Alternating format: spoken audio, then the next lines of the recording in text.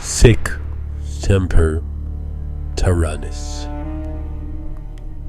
3 words in Latin that changed history. In April 1865, the United States launched the largest manhunt it had ever attempted. More than 10,000 federal troops, detectives, and cavalry units were mobilized across multiple states, not to capture an army, but to find one man. The nation was in mourning. The war was over, and the assassin of the president was still free. John Wilkes Booth did not flee a crime scene. He fled a country in grief and triggered a pursuit meant to prove that even in peace, the state would not hesitate to hunt. On the night of April 14th, 1865, Washington believed the long national ordeal had ended. Confederate armies had surrendered days earlier. Crowds filled the streets. President Abraham Lincoln attended a performance at Ford's Theater. At approximately 10:15 p.m., Booth entered the presidential box and fired a single shot into the back of Lincoln's head. He escaped within seconds. Lincoln died the following morning. Speaking privately in the hours after Lincoln's death, Secretary of War Edwin Stanton delivered a line that would frame the pursuit to come. "Now he belongs to the ages." Booth was already gone. Booth was not an obscure figure. He was a well-known actor from a prominent theatrical family, familiar to audiences across the country. Privately, he was a committed Confederate sympathizer who believed Lincoln's death could destabilize the Union victory. The collapse of the Confederacy forced a final decision. After the assassination, Booth fled on horseback through Washington, crossing the Navy Yard Bridge into Maryland. Guards, unaware of Lincoln's condition, allowed him to pass. Within hours, federal authorities realized the magnitude of the error. Telegraph lines carried Booth's description nationwide. Roads were sealed.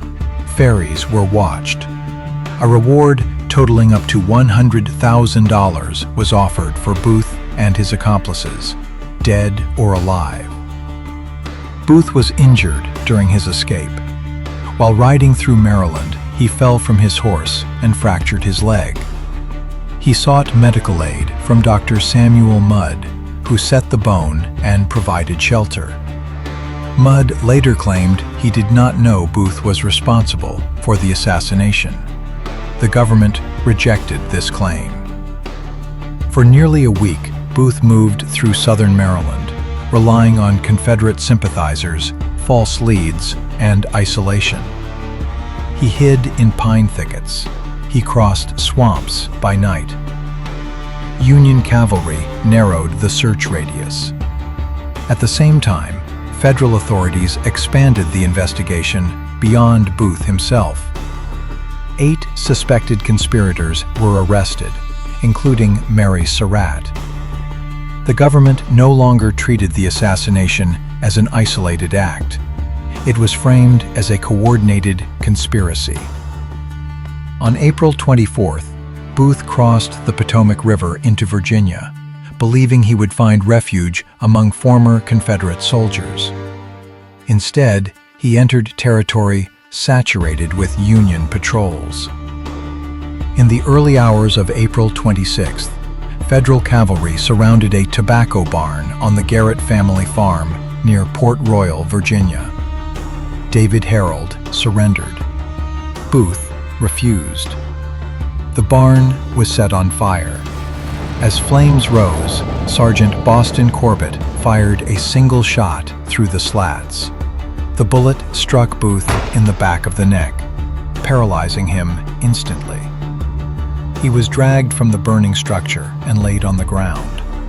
Witnesses recalled Booth attempting to frame his death as sacrifice. He whispered, "Tell Mother, I die for my country." Moments later, looking down at his paralyzed hands, his tone changed. Useless. Useless. John Wilkes Booth died several hours later. Reflecting years afterward, Booth's sister, Asia Booth Clark, attempted to give meaning to his actions. But granting that he died in vain, yet he gave his all for his cause. The manhunt was over. The reckoning was not. 8 conspirators were tried before a military tribunal rather than civilian courts. 4 were executed, including Mary Surratt, the first woman executed by the federal government.